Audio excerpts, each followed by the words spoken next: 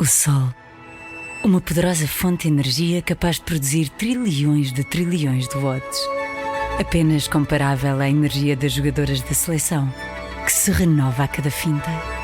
Não há energia como a feminina. E Iberdrola, a maior apoiante das energias renováveis, incluindo a feminina.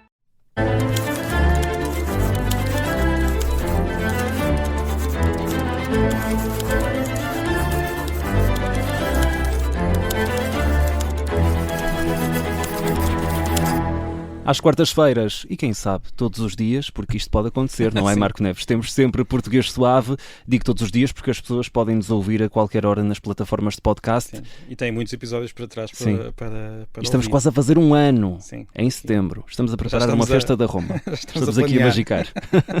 Muito bem. O que é que temos hoje, neste episódio especial? Duas perguntas. Bem-vindo, antes de mais. Obrigado, bem-vindo também.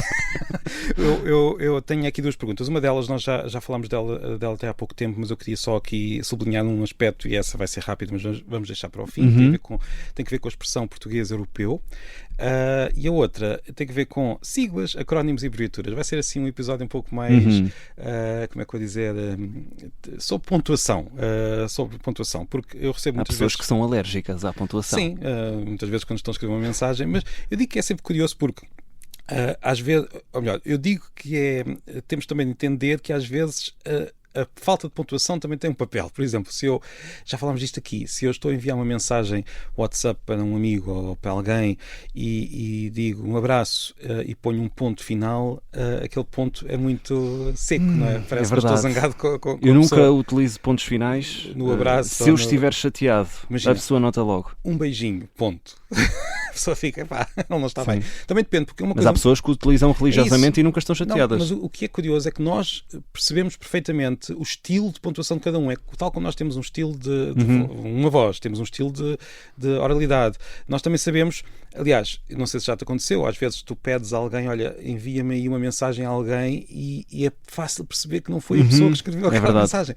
Ou é por causa dos espaços, ou é por causa nem estou a falar das palavras em si, estou a falar do que está à volta, a pontuação, a maneira como há aquela pessoa que nunca dá nenhum erro ortográfico, há outra pessoa que escreve à vontade e que, como lhe apetece, há aquela pessoa que põe 3 pontos de exclamação, há outra que nunca faz isso, nunca usa nenhum ponto de exclamação. É engraçado como a nossa personalidade também está nestas... Sim, e depois a questão dos emojis também, há pessoas que usam os emojis, há pessoas que usam aqueles emojis que antes... Quando não havia emojis, usávamos os símbolos de pontuação normal, os 2 pontos e o parênteses, por exemplo. Sim, que também dá para ver quase a idade da pessoa, de acordo com a maneira como usa os emojis.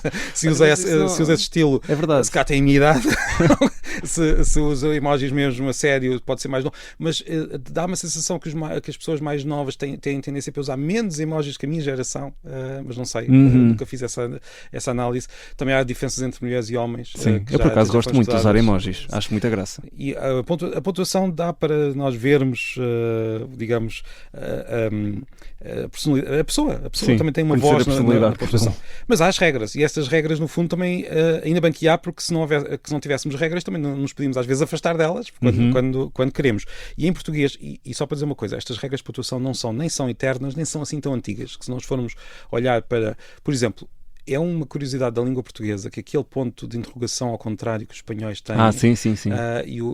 Já foi usado em português já? Até meados do século XX. Ou seja, não foi assim há tanto tempo. Não foi assim há tanto tempo. Porquê é que as pessoas não sabem disto? Porque, ou seja, estamos a falar de escritores que ainda hoje são muito lidos. Sei lá, José Miguéis. Há vários que nós, se formos às primeiras edições, vai aparecer lá esse ponto de interrogação ao contrário. O ponto de interrogação ao contrário em frases grandes. Aliás, eu julgo que também já vi na Sofia de Mello Briner, mas posso estar enganado. Ou seja, muitos escritores usavam como um recurso que a língua tinha. O que acontece? As editoras agora, nas novas edições, em geral, retiram. E por isso nós ficamos com a impressão que nunca foi usado. Mas se formos mesmo às edições originais, temos lá surpresas como esse ponto ao contrário. Também, se formos ao século XIX, aos grandes escritores, certas certas regras sagradas da pontuação de hoje... Já se perderam? Não, na altura não se cumpriam. Aquela regra de não se pode usar uma vírgula entre o sujeito e o predicado, que é a regra mais sagrada da pontuação em português. No século XIX ninguém ligava muito a isso. Portanto, houve aqui um período áudio da criação das regras de pontuação que foi ali nos anos 40, 50, 60, 70, e nós ainda estamos a viver, e agora estamos no período de, está bem, isso é giro, mas vamos fazer também de outra maneira. E atenção, estamos aqui a falar e se calhar daqui a 10 anos este episódio já está desatualizado. Vamos ver. Exatamente. Quem sabe amanhã. Por exemplo, há umas décadas era muito comum, e certamente que muitas pessoas que me estão a ouvir ainda se lembram disso, usar pontos nas siglas. Por exemplo, EUA. Para Estados Unidos. Sim. Portanto, uma sigla é quando nós pomos a primeira letra de uma expressão qualquer e lemos as letras em separado, ou então até lemos a expressão toda. Portanto, dizemos Estados Unidos da América, mas escrevemos EUA. E era muito habitual pôr U. A. Hoje não se faz isso. A convenção atual é não pomos pontos nas siglas.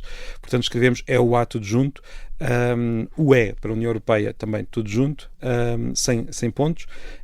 O que acontece é que por vezes nós expandimos estas siglas e dizemos na totalidade, e quanto à pontuação é essa a convenção atual. Depois temos os acrónimos, que é um nome muito feio. Digo eu também não gosto nada. Devia estar no top das palavras mais feias. No top das palavras mais feias. Acrónimos é quando nós temos siglas que lemos como uma palavra. Por exemplo, UNICEF, lemos como se fosse uma palavra. Ou NATO. Ou uma série de outras. ONU. ONU também é uma sigla. É um acrónimo, peço desculpa.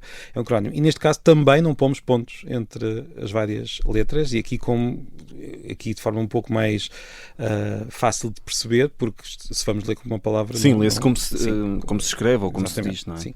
Depois temos as abreviaturas, que são outras coisas, que é quando nós temos uma palavra e só escrevemos parte dessa palavra. Não é? Por exemplo, senhor, escrevemos só um S e um R, ponto, e aqui, como eu já estou a dizer, temos de usar o ponto. Portanto, as abreviaturas devem levar um ponto sempre que há uma parte da palavra que é retirada, incluindo, por exemplo, a abreviatura para número, que é N, ponto, e depois o O acima da língua. Ou seja, não podemos só usar aquele... O O... Temos sempre por ponto. Não, temos sempre por ponto lá no meio.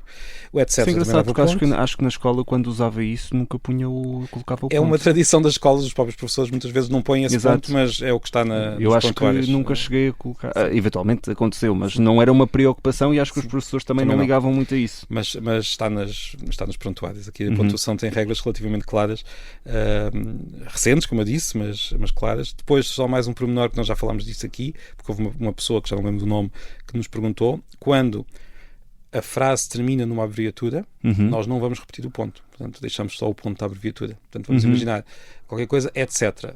Pois há muito essa dúvida do etc. Vamos pôr lá 2 pontos, o ponto do etc. e o ponto final não, fica só um. Portanto, reduz-se os pontos.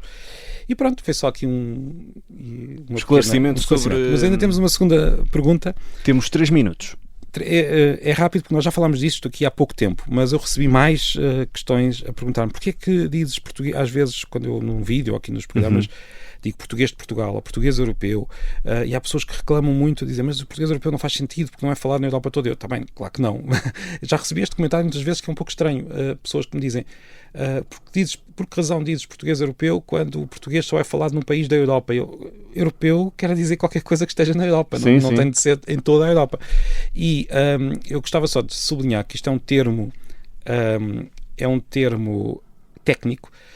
Português europeu e português brasileiro, estes dois termos, português europeu e português brasileiro, são os dois termos que os linguistas escolheram, nós podemos não concordar com eles, para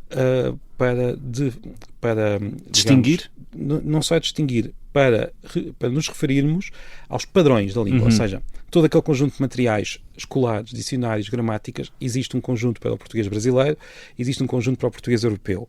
E este padrão do português europeu, que está, digamos, expresso nestes materiais todos, também é usado em Angola, em Moçambique, em Cabo Verde, em todos os outros países que não são o Brasil, o que é um pouco irónico, porque o termo português europeu está a ser usado para materiais usados neste momento, principalmente em África, porque estão lá mais falantes do que em Portugal. Mas é o termo técnico. Agora, temos depois, ao lado destes dois termos como português de Portugal, português de Angola, português do Brasil, português de Moçambique, português do norte de Portugal, português do sul de Angola, português da Madeira, português do Alentejo, português de Luanda. Tantas variantes. Que são digamos, à vontade do freguês, nós podemos tentar aproximar ou afastar e vermos qual é que é o uso real. Como é que as pessoas de Luanda falam? Certamente que falam de maneira um pouco diferente das pessoas do sul de Angola. Como é que as pessoas do norte de Portugal dizem esta palavra? Isso já estamos a falar então do uso real da língua. Portanto, uma coisa é o padrão, que são os materiais feitos para descrever a língua, e temos 2 padrões na nossa língua, português brasileiro e português europeu. E depois temos toda esta utilização do português de forma variada, em que temos depois termos mais imprecisos ou mais precisos de acordo com a nossa necessidade, em que nós aproximamos ou não para falar do português angolano, do português da Angola do Sul, da Angola do Norte, que é digamos, é algo diferente dessa distinção. E eu da outra vez que falámos disso, talvez não tenha deixado tão clara esta distinção, e hoje mas estás cá para clarificar tudo. E pronto, foram só as nossas 2 dúvidas de hoje. Nós ficamos por aqui, estamos mesmo em cima do nosso tempo aqui neste episódio extra do Português Suave. Só lembrar, já dissemos isto no domingo, mas na próxima quarta-feira vamos ter os nossos ouvintes aqui connosco, em formato áudio. Envie para o 910024185, áudios de até 30 segundos, com as suas dúvidas, porque o Marco Neves vai responder a tudo. Marco, até domingo. Um abraço e até domingo.